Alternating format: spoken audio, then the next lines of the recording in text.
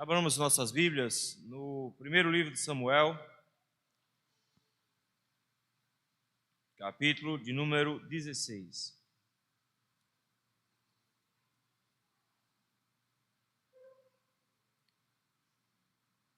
Primeiro Samuel, capítulo 16.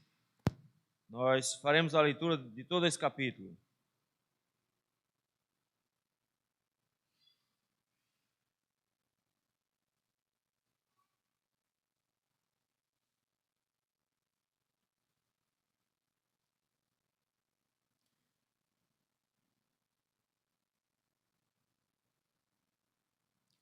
Diz assim o texto bíblico: Disse o Senhor a Samuel: Até quando terás pena de Saul, havendo eu rejeitado, para que não reine sobre Israel? Enche um chifre de azeite e vem.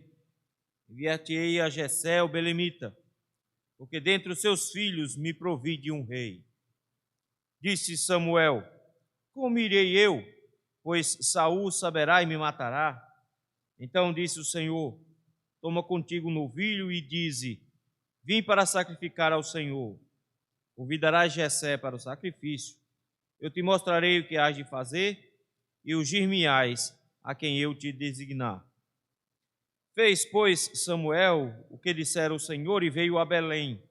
Saíram-lhe ao encontro os anciãos da cidade tremendo e perguntaram: É de paz a tua vinda? Respondeu ele: É de paz, vim sacrificar ao Senhor. Santificai-vos e vinde comigo ao sacrifício. Santificou ele a Jessé e a seus filhos e os convidou para o sacrifício. Sucedeu que, entrando eles, viu a Eliabe e disse consigo: Certamente está perante o Senhor o seu ungido.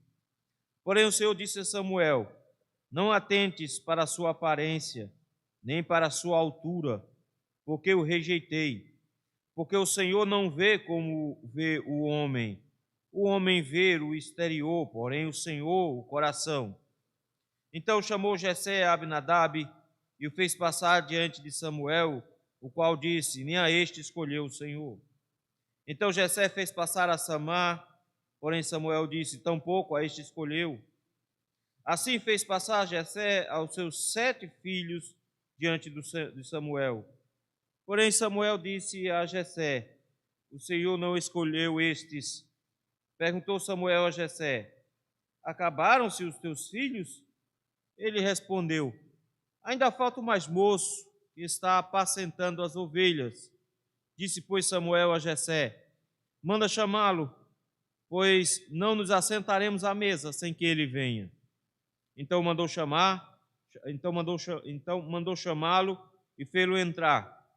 Era ele ruivo, de belos olhos e boa aparência. Disse o Senhor: Levanta-te e unge-o, pois este é ele.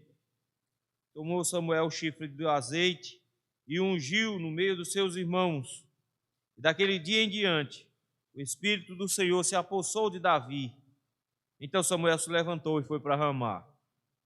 Tendo-se retirado de Saul o Espírito do Senhor, da parte deste, um espírito maligno o atormentava. Então os servos de Saul lhe disseram: Eis que agora um espírito maligno enviado de Deus te atormenta. Manda, pois, Senhor nosso, que os teus servos que estão em tua presença busquem um homem que saiba tocar harpa. E será que quando o espírito maligno da parte do Senhor vier sobre ti, então ele a dedilhará e te acharás melhor?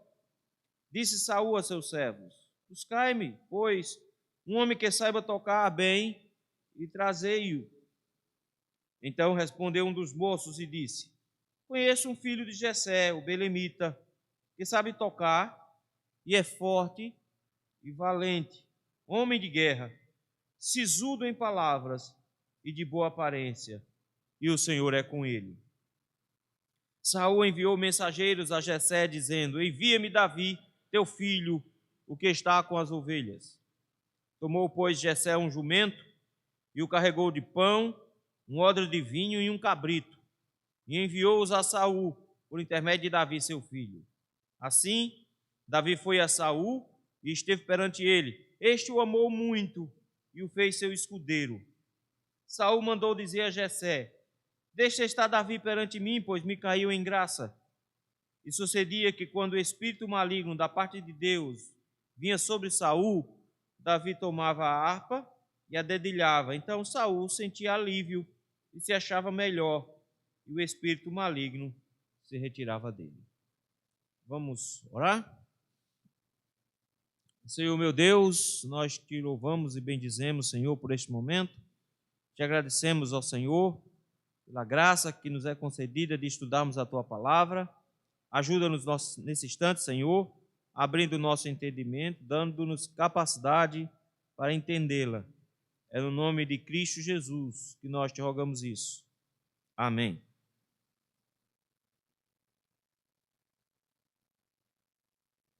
Irmãos, existe uma diferença muito grande entre reputação e caráter. Reputação diz respeito àquilo que as pessoas acham que nós somos.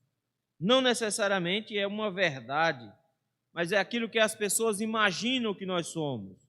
É por isso que a decepção, ela às vezes acontece, justamente porque nós criamos uma imagem de alguém e essa imagem não é condizente com quem realmente a pessoa é. E aí a pessoa é aquilo que ela é em matéria de caráter. Porque caráter é aquilo que a pessoa é quando ninguém está olhando, quando ninguém está vendo. É isso que nós vemos aqui.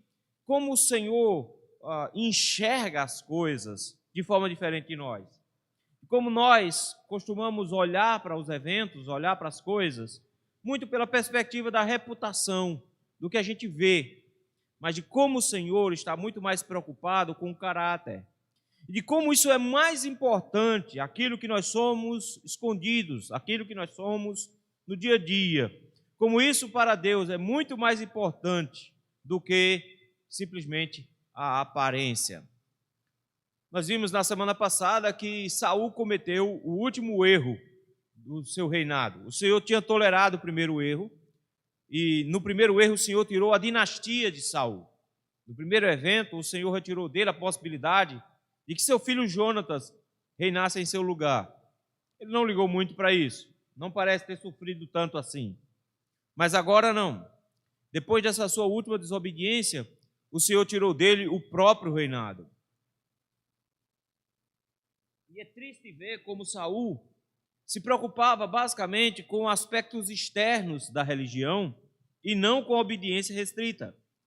Lembre que ele está preocupado, primeiro, com o que o povo pensa, então ele acha que o seu poder, a sua autoridade, vem do que o povo quer ou não.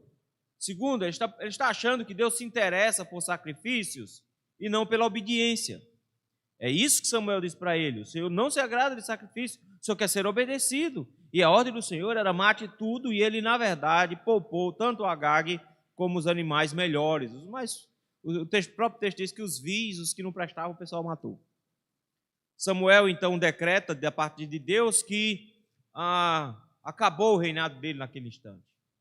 Ele não entende isso e fica se justificando o tempo inteiro, se explicando.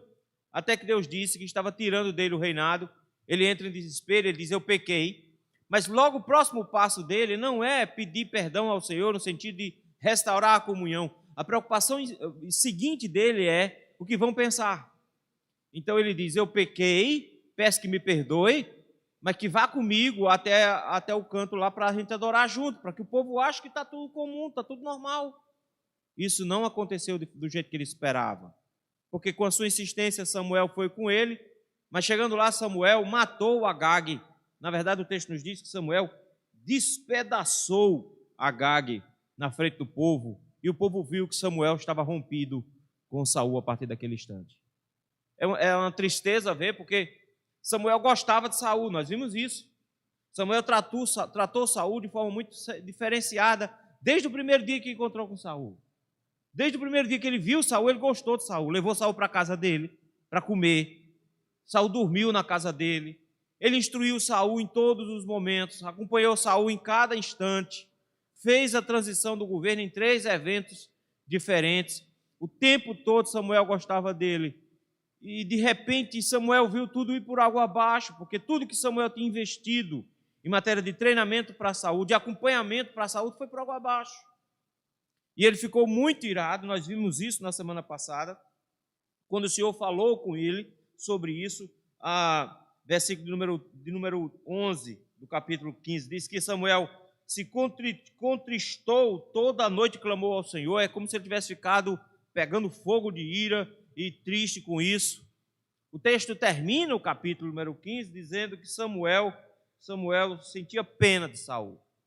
Samuel sentia pena de Saul. E a palavra para que ele usa tanto para sentir pena no capítulo 15, versículo de número 35, como no capítulo 16, versículo 1, é de alguém que está chorando por um defunto. Samuel entra numa fase que parece que ele está de luto, porque tudo aquilo que ele vivenciou com Saul foi por água abaixo. Ele viu que Saul não era o homem que servia para reinar em Israel, porque era desobediente, não sabia obedecer ao Senhor. É por isso que primeiro ele fica com raiva, mas depois ele lamenta, chora, e ele entra num estágio de luto mesmo. É por isso que o capítulo 16 já começa com o Senhor sacudindo Samuel para uma nova realidade. Que Israel não vai ficar sem um rei, que Israel não vai ter mais Saul como rei. E por isso mesmo, pelo Senhor ter rejeitado Saul, a partir do capítulo 16, a figura principal que vai surgir agora é Davi, não mais Saul. Saul ainda é rei, de fato, mas Davi é aquele que é o ungido do Senhor, é o rei de direito. E é por isso mesmo, porque o Senhor está escolhendo Davi, que o Senhor dá um sacode em Samuel no versículo 1. A pergunta que o Senhor faz para Samuel é bem direta. Samuel, até quando você vai estar com essa cara de enterro? Até quando você vai ficar com esse tipo de luto que você está vivendo? Você está com pena de Saul. Note, meus irmãos, que o Senhor não costuma ter em muita simpatia quando a pessoa é simpático àqueles a quem o Senhor rejeitou. Ele não costuma lidar bem com isso, não. Quando você fica com muita pena de alguém que o Senhor rejeitou, ele fica com raiva. Porque é como se você estivesse tomando partido e se colocando contra o Senhor, como se o Senhor tivesse tomado a decisão errada. É por isso que o Senhor chega aqui, sacode Samuel e diz: até quando você vai ficar nessa daí? Até quando? Chega, já está bom. Não tem para quê. Até quando terás pena de Saul, havendo eu rejeitado para que não reine sobre Israel? Fui eu que rejeitei, Samuel. Acabou.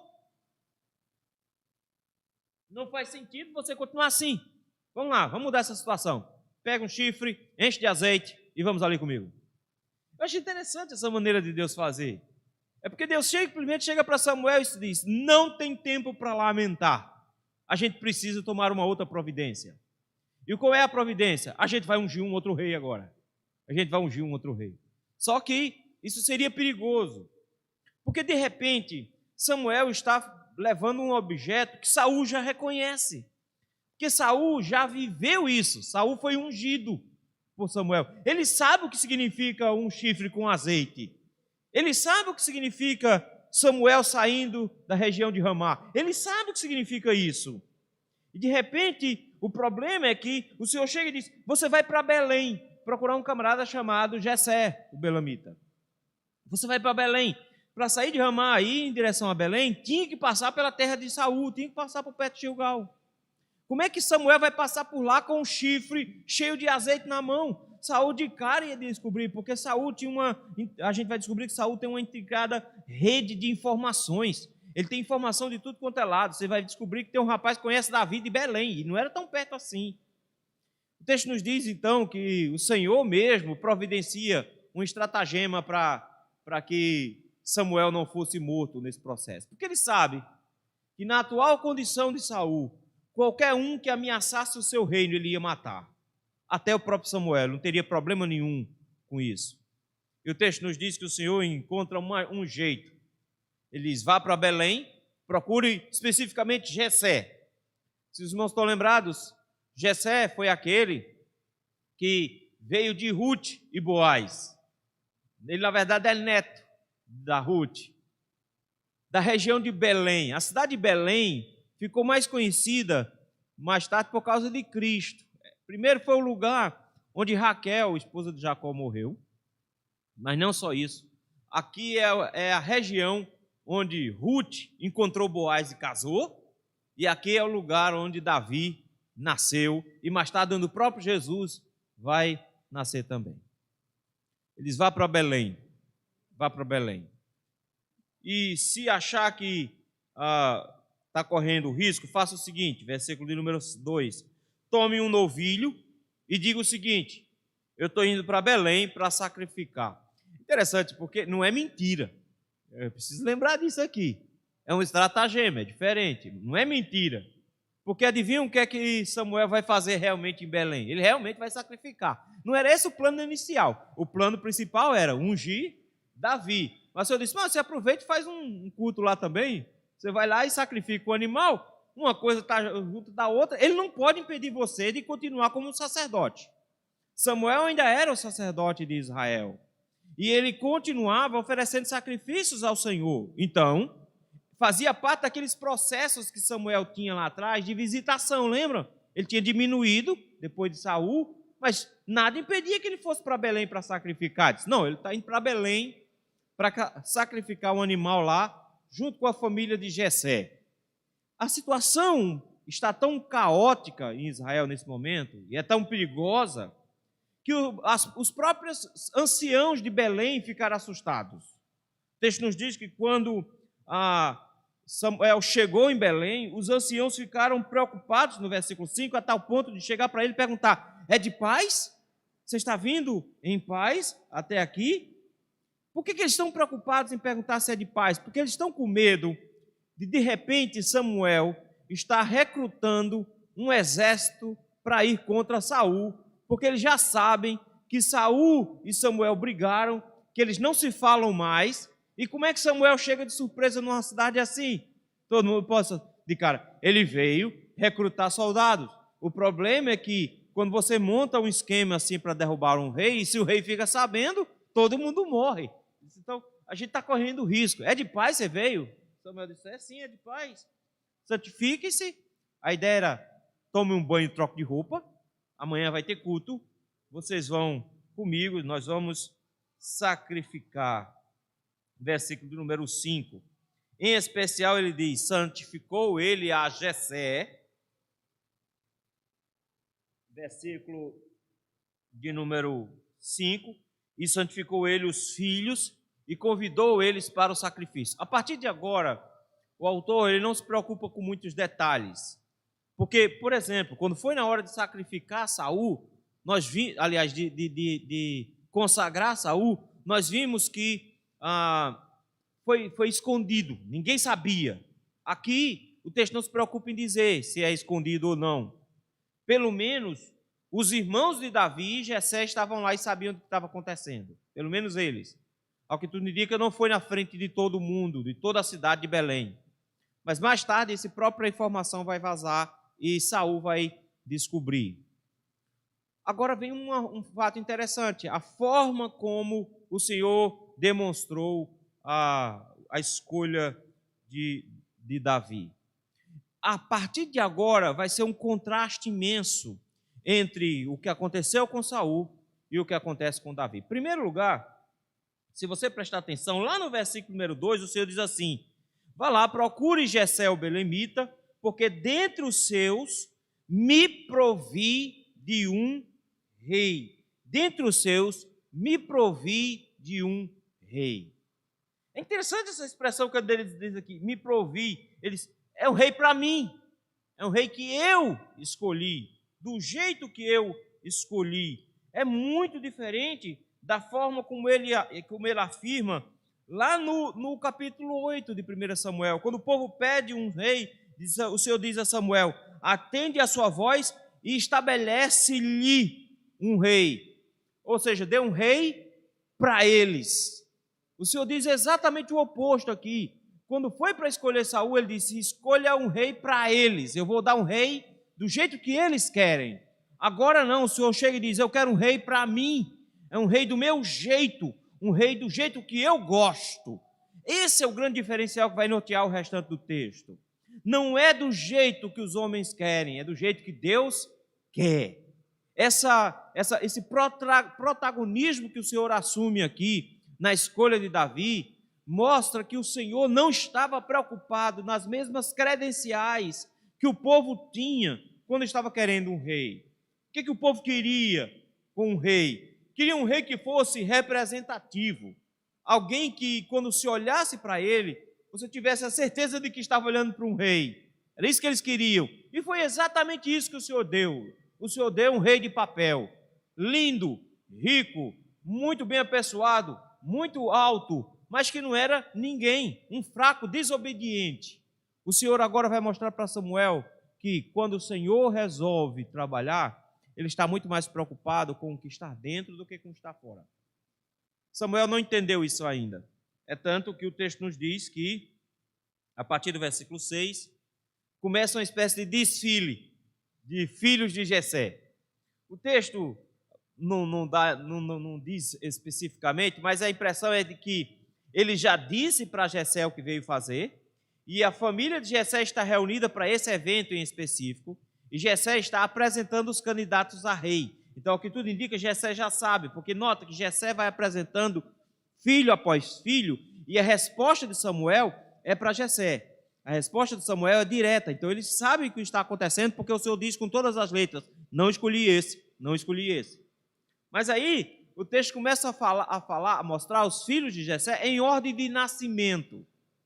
E de cara, no versículo 6, diz assim: sucedeu que entrando eles, viu Samuel, no caso, a Eliabe.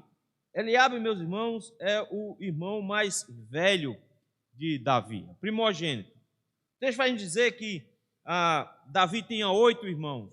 Na verdade, quando você vai para a 1 Crônicas, capítulo 2, lá só se refere a 6 mais Davi. Ao que tudo indica, um dos irmãos morreu no meio do caminho e não deixou descendência, e aí ele foi tirado da genealogia. Por isso que o texto vai dizer que Jessé passou os filhos dele tudinho, os 7, e faltava o mais novo. Mas é isso que vai acontecendo. Agora preste atenção. O primeiro que vem, Eliabe. O que é que a Bíblia fala sobre Eliabe? Que Eliabe era um homem alto, bonito, forte, um guerreiro. E o que é que acontece com Samuel? Bateu o olho, Samuel, pronto, tem pinta de rei igual a Saul. De cara, o texto já chega dizendo assim, diz consigo, eu estou na frente do rei que o Senhor escolheu. Entrou Eliabe, altão, bonito, pronto, estou na frente do rei. É assim que o Senhor escolhe. O Senhor só escolhe gente de primeira. O Senhor só escolhe gente bonita assim. Está aqui Eliabe. E aí o Senhor ensina para Samuel como é que ele decide as coisas. Versículo de número 7. Porém o Senhor disse a Samuel, não atentes para a sua aparência, e olha o detalhe, nem para a sua altura. Eliabe é alto. Eles gostam de gente alto. Diz o texto que Saul, todo mundo batia no ombro de Saul, Saul era muito alto. Quando Samuel bate o olho em Eliabe, Eliabe é alto. E o Senhor chega para Samuel e diz, Samuel, não é assim que se escolhe um rei, Samuel, assim foi o jeito que vocês escolheram. E quando houve a escolha lá atrás, eu dei o que vocês queriam, agora é o que eu quero. Samuel, não olhe para a altura dele, nem para a aparência dele, porque Saul lá, diz atrás, Saul era bonito, Saul era bem apessoado, era um camarada, o texto faz essa questão de dizer que era lindo, era muito bonito. Aqui o texto diz que provavelmente Eliabe também era. Ele diz, não olhe para Eliabe não é assim não olhe nem para a aparência, nem para a altura, porque eu rejeitei Eliabe. Não é Eliabe que eu quero. Ele é bonito, ele é alto, ok, mas não é esse que eu quero não. Não olhe para ele. E aí o texto diz assim, porque o Senhor não vê como vê o homem. Como assim Deus não vê como o homem vê? Resposta, o homem vê o exterior, mas o Senhor vê o coração. Esse é o grande diferencial aqui. Quando o Senhor vai escolher o rei, Ele não está interessado na aparência, em como as pessoas enxergariam o rei. Ele está preocupado em ver o coração. Saul era belíssimo, rico, alto, mas ao mesmo tempo ele era desobediente. O seu coração era um coração técnico no que diz respeito à religião, mas era um coração que não prestava atenção nas ordens do Senhor. ele era um desobediente ao Senhor. Ele não atentava para as ordens do Senhor. Ele dizia, esse agora não vai ser desse jeito. Esse agora vai ser alguém que tem o coração do jeito que eu quero. Por isso que a Bíblia vai fazer referência a Davi como um homem segundo o coração de Deus, do jeito que Deus quer. E Deus está procurando alguém cujo coração seja assim. Aí vem uma desfile, versículo 8. Então chamou Jessé a Nadab e fez passar diante de Samuel, o qual disse, nem a este escolheu o Senhor. Então Jessé fez passar a Samar, porém Samuel disse, tampouco a este escolheu o Senhor. Assim fez passar Jessé os seus 7 filhos diante de Samuel. Lá em 1 Crônicas tem uma lista. Depois de Eliabe, Abinadab, aqui tem Samar, lá tem Simeá, provavelmente a mesma pessoa, vem Natanael, Radai, Oziel, e aí então é apresentado Davi logo em seguida, porque esse outro não aparece o nome dele lá. Não veio ninguém. Samuel chega e diz, oxe, acabaram os filhos? Passou todo mundo, é menino que não acaba mais. Na verdade, já são rapazes, homens, de guerra inclusive. Acabou. Eu quero que você preste atenção. Como é que o texto diz aqui, versículo 10. Porém, disse Samuel a Jessé, o Senhor não escolheu estes. Não são esses. Nenhum deles. Se acabou os filhos, Deus não erra. Tem um filho escondido em algum lugar. Porque Deus disse que era da família de Jessé. Então, Jessé, descobre onde é que está esse outro menino que você tem. Você não está querendo mostrar, mas tem que ter um filho a mais, porque o Senhor não escolheu nenhum desses aqui que passaram aqui. Sabe o que é interessante, queridos? É que nem Jessé dava conta que Davi pudesse ter alguma coisa diferente. Jessé não era valorizado na família. Já parou para pensar nisso? Aliás, Davi não era valorizado na família de Jessé. Está havendo uma festa, é o sacrifício. O profeta veio, fez uma refeição especial. Os filhos de Jessé estão todos lá. E Davi está onde? Está na roça. Está cuidando das ovelhas do pai. Esse é o trabalho de Davi, cuidar das ovelhas. Jessé não se deu ao trabalho de chamar Davi. Davi não serve. Davi não tem as qualificações. Davi não serve. É interessante isso, porque Samuel olha para Jessé e diz, acabaram os filhos? Não acabaram? É aí então que Samuel chega e diz, a Jessé disse, não, tem o mais moço, o caçula, mais novo de tudinho. Cadê ele? Ele está lá apacentando as ovelhas.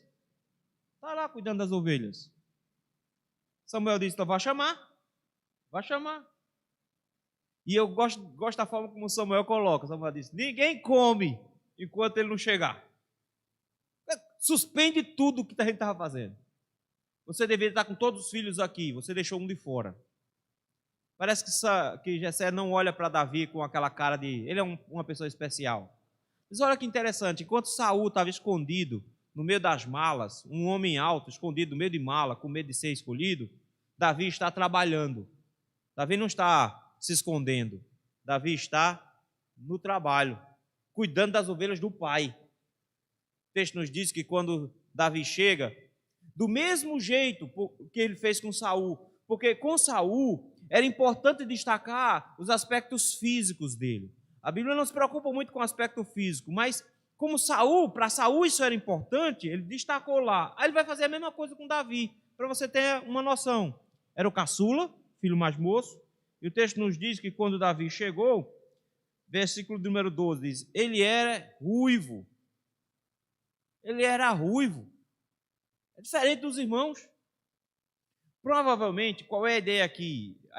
A palavra ruivo, é de que vem lá de Jacó e Esaú, lembra? Diz que Esaú era ruivo. Então ele provavelmente tinha um cabelo avermelhado para castanho e a pele era clara. Os irmãos tinham uma pele mais escura. Davi tinha uma pele mais clara. E era com cabelo meio avermelhado. Não tinha altura de um rei, não tinha porte de um rei, mas também não era de se jogar fora, não. Veja aí. Deixa eu dizer assim, ele era ruivo, tinha olhos bonitos. que sobrou de coisa bonita em Davi para falar? Os olhos dele é bonito. Essa parte é interessante. Mas não era, ele tinha um negócio bom também. O texto diz que ele tinha boa aparência. Ele não era feio não. Ele não era aquela coisa linda de se ver, mas não era feio não. O texto vai falar de outras qualidades de Davi mais à frente. Mas eu quero que você note aqui, o texto para dizer, vejam o contraste de aparência. Um belíssimo, alto, quase um gigante, forte, um rei perfeito. Esse aqui, cabelo avermelhado, pele branca, baixo, tinha uns olhos bonitos, tinha uma aparência agradável, tudo bem, mas é só isso. E o Senhor chega e diz, levante-se, unja-o, pois é ele. Isso aqui eu acho fantástico, porque de repente o Senhor chega e diz, é esse aqui que eu quero. Porque todo mundo vai olhar para ele com os mesmos olhos que olharam para Saul, mas eu estou olhando para ele com outros olhos. Então, versículo 13, tomou Samuel o chifre de azeite e ungiu no meio dos seus irmãos. E daquele dia em diante, o Espírito do Senhor se apossou de Davi. Samuel se levantou e foi para Ramá. Acabou o trabalho de Samuel. Acabou o trabalho de Samuel. Samuel ungiu a Davi. Agora eu quero que você veja aqui como o texto para fazer um contraste. Porque o texto diz que o Espírito do Senhor abandonou Saul e se apossou de Davi. Isso aqui não é uma entrada e uma saída do Espírito Santo, como se ele ficasse andando de um lado para o outro. Porque aqui a ideia aqui é de uma capacitação. Quando Davi foi ungido rei, quem tem a unção agora é Davi.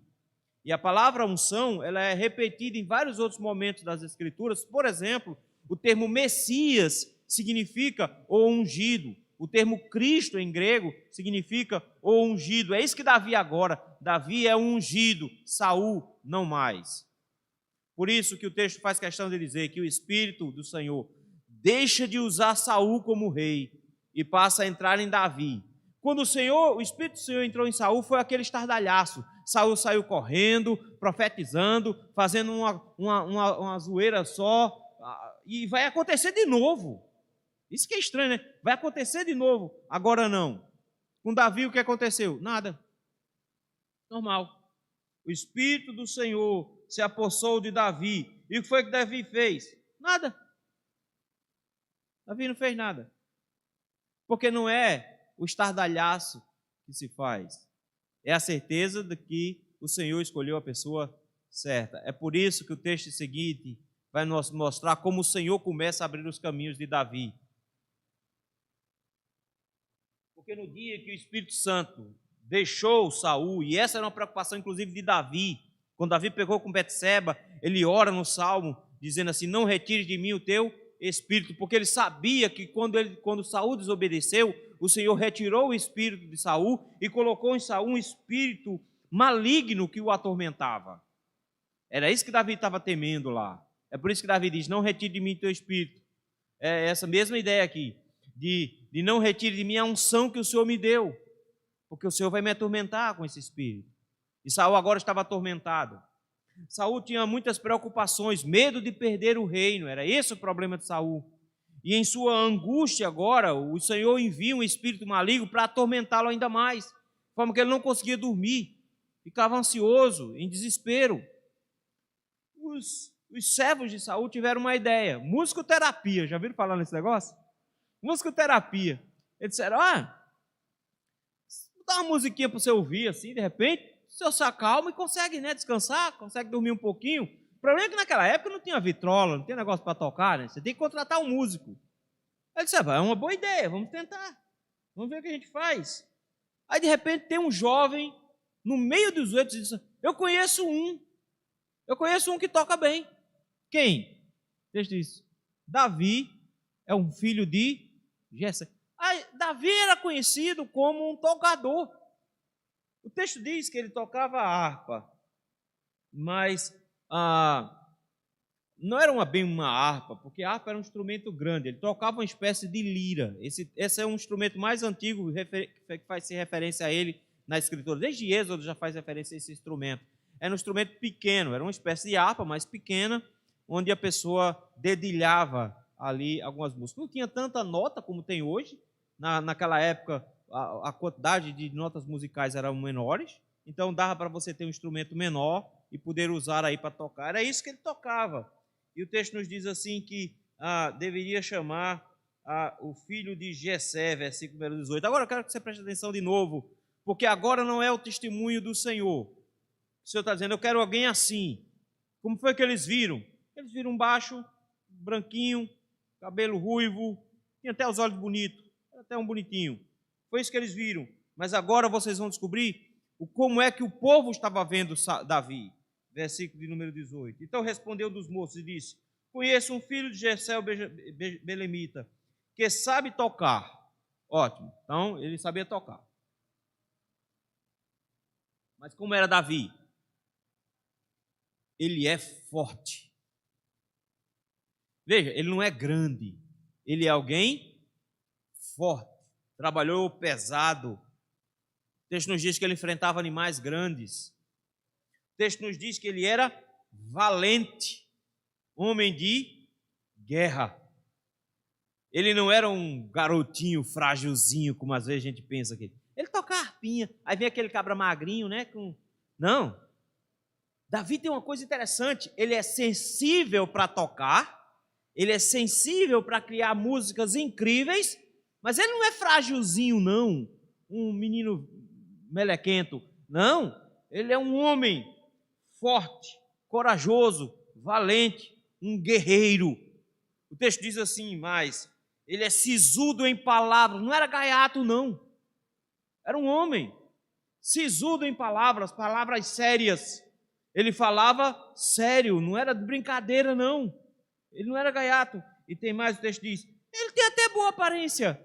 Ele tem boa aparência. Ele não é feio, não. Mas eu acho que o melhor, a última expressão. Olha como é que termina. O Senhor é com ele. A gente não sabe quanto tempo Saul está sendo atormentado. Quanto tempo passou entre a unção de Davi e esse momento. Mas o que nós sabemos é que Davi já está sendo reconhecido, inclusive lá na região de Gilgal. E lá na região o pessoal já sabe quem Davi é. Ele tem uma aparência boa, legal. Mas principalmente, é um homem sério nos seus atos. É um homem forte, é um homem valente, é bravo, não é nem um mufino, toca bem. E principalmente, o Senhor está com ele. Esse é o diferencial, meus irmãos. Isso aqui é a diferença. Isso é o que faz a diferença entre Davi e Saul, porque o texto nunca disse que o Senhor estava com Saul desse jeito. Não assim. As pessoas estão reconhecendo que Davi tem a companhia do Senhor. É por isso que o texto termina dizendo assim, São Saul enviou o mensageiro a Jessé e disse, olha, mande o teu filho Davi. E a questão aqui é muito simples, quando o rei pede, o rei manda. E ninguém podia chegar de mão abanando. Jessé então rapidamente arranja um jumento, coloca em cima pão, coloca vinho, coloca um cabrito, presentes para o rei. Ninguém chega na frente do rei de mão abanando. Manda Davi para lá. E o texto diz uma coisa interessante, versículo 21, que Davi foi a Saul, esteve perante ele, e este o amou muito. Foi paixão à primeira vista. Saul olhou para Davi e gostou do cara. Gostou do cara, porque esse era um diferencial de Davi. Davi era alguém que tinha capacidade de conquistar as pessoas ao seu redor. E ele, de cara, Saul gostou dele. O texto nos diz que Davi realmente começou a tocar para Saul. Saul, então, resolveu que queria ficar com Davi, fez de Davi seu escudeiro, ou seja, aquele que estaria sempre ao lado dele em todas as guerras, porque lembra, Davi era valente. E então o texto nos diz assim que Saul mandou dizer para Jessé, deixa estar Davi perante mim, pois me caiu em graça. E o texto então diz que quando o espírito maligno atormentava Saul, e o texto diz com todas as letras, esse espírito vinha da parte de Deus, porque Deus queria atormentar Saul. Davi tocava a harpa, ele dedilhava a harpa, e então Saul sentia alívio, se achava melhor e o espírito maligno se retirava. Era poder que a harpa de Davi tinha? Não, não era nada disso. Não era nada disso. Mas era o Senhor começando a abrir os caminhos de Davi para que Davi conhecesse como funcionava uma realeza, para que Davi saísse do meio do rebanho. É isso que diz o Salmo 79, lá no finalzinho, diz que o Senhor tirou Davi do meio do rebanho. Davi está sendo introduzido no meio da realeza, para conhecer como funciona a estrutura. Davi está aprendendo, e o Senhor vai conduzindo Davi, e usando o próprio Saul. Claro que quando Saul descobrir que Davi é ungido, Saul vai odiá-lo e vai querer matá-lo. Mas aqui, Saul gosta desse rapaz. Irmãos, nós precisamos entender a forma como o Senhor faz. Quando a Bíblia nos diz que Deus não faz acepção de pessoas, é isso aqui. Quando ele diz que não faz acepção de pessoas, ele não está dizendo que o Senhor ama todo mundo e recebe todo mundo. Ele está dizendo que ele não faz diferença entre bonito e feio. Ele não faz diferença entre grande e pequeno, entre rico e pobre. Ele não faz diferença porque ele não vê o que o homem vê. Ele não vê o exterior. E é isso que nós deveríamos estar preocupados. Às vezes nós estamos preocupados com a aparência, nós estamos preocupados com o que está do lado de fora. E nós fazemos isso conosco e fazemos isso com o próximo. Por isso o nosso desafio hoje, em primeiro lugar, pararmos de avaliar os outros pela aparência. Pararmos de avaliar as pessoas pelo que a gente acha que as pessoas são. Nós fazemos isso positivamente e negativamente. Nós achamos que determinadas pessoas são confiáveis e outras não. Nós achamos que determinadas pessoas são amáveis e outras não. Mas quando nós, de repente, lidamos com as pessoas desse jeito, nós estamos privando essas pessoas, de repente, da pregação do Evangelho. Nós estamos privando essas pessoas do abraço carinhoso de Cristo. Nós estamos privando as pessoas simplesmente porque nós achamos que determinadas pessoas são dignas do Evangelho, porque são bonitas, e outras pessoas não. A gente olha para uma pessoa que é de boa família, que tem uma boa aparência, que se veste direitinho, pode não ser rico, mas que se veste direitinho, a gente pensa assim, pronto, para essa a gente prega o Evangelho. Mas a gente olha para um mendigo, para uma pessoa que se veste mal, para uma pessoa que fala ruim, a gente olha para essa pessoa e diz, não, essa daqui não. Essa daqui não serve para a gente não. A nossa igreja vai ser enfeiada com esse tipo de gente aqui. Se a gente trouxer esse tipo de gente da igreja, é o nível que vai ser da igreja, a gente vai baixar o nível da igreja. E a gente finda trabalhando com as pessoas pela aparência. Tiago vai nos advertir para a importância de nós não fazermos acepção de pessoas.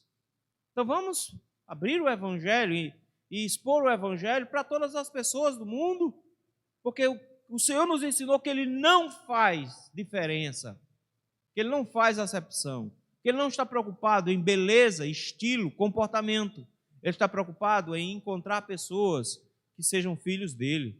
E já parou para pensar que o Senhor pode ter filhos enfiados na sarjeta nesse instante, que não são nem um pouco, a nossos olhos, dignos de receber a pregação do Evangelho? Por outro lado, nós também temos que nos preocupar com esse negócio que nós temos de achar que a aparência é mais importante do que quem nós somos. E aí nós fingimos um cristianismo externo, só aparente, porque a gente quer que as pessoas olhem para nós e vejam em nós um cristianismo autêntico. Quando, na verdade, na vida, a gente não vive esse cristianismo. Nós precisamos entender, queridos, de que o interesse do Senhor é muito mais pelo que está escondido em nosso coração do que necessariamente aquilo que nós aparentamos para as pessoas na rua. Note que quando ele fala para orar, veja como é que os crentes reagem hoje. O que é uma oração? Uma oração é aquela que você espreme os olhos, levanta a mão, faz careta e de preferência faz selfie enquanto faz isso para mostrar para as pessoas que você está fazendo oração.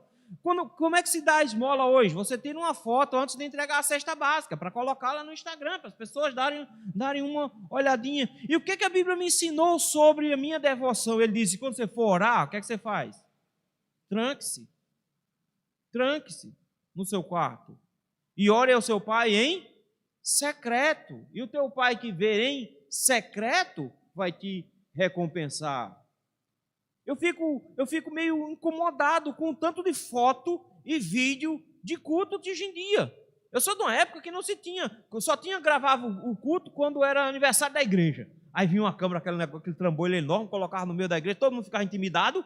Aí gravava aquele negócio ali para relembrar quando foi o culto de não sei quantos anos da igreja. Era o único momento. Hoje não. Os crentes parece que querem ficar o tempo tirando foto e durante o culto fica postando coisa, tirando foto. Aparência de piedade. E aí nós criamos uma igreja que está encenando uma espiritualidade. A gente aprendeu a encenar a espiritualidade para a internet.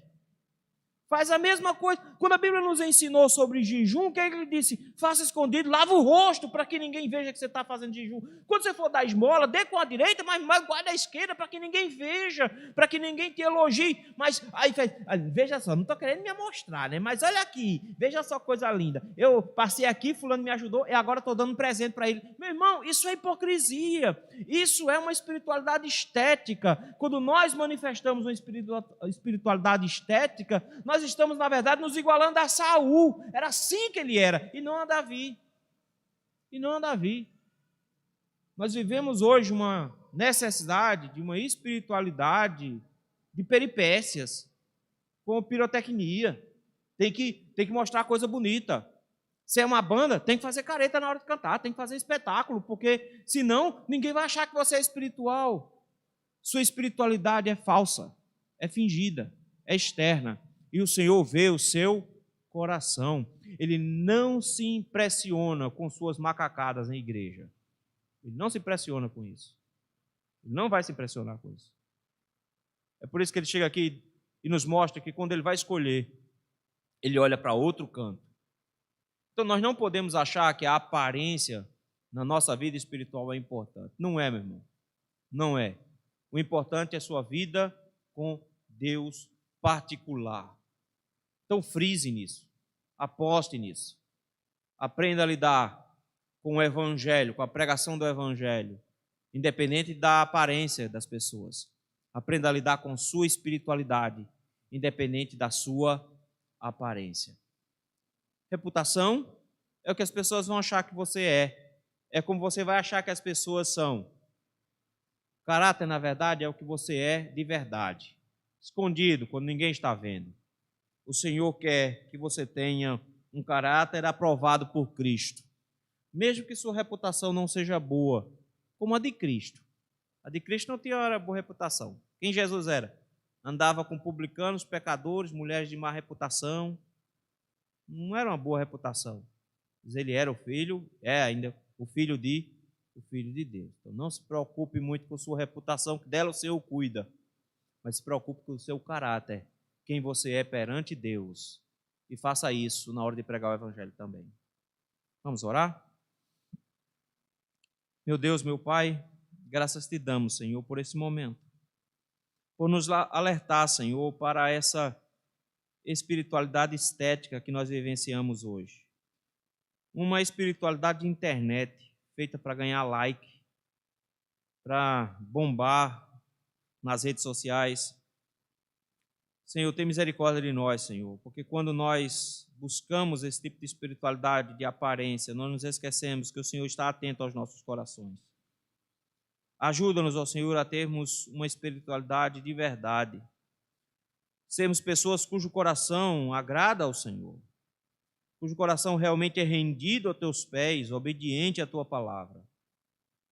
Para que, meu Pai, quando os homens nos virem, vejam muito mais do que boa aparência, veja que o Senhor está conosco, porque isso sim é o que é importante.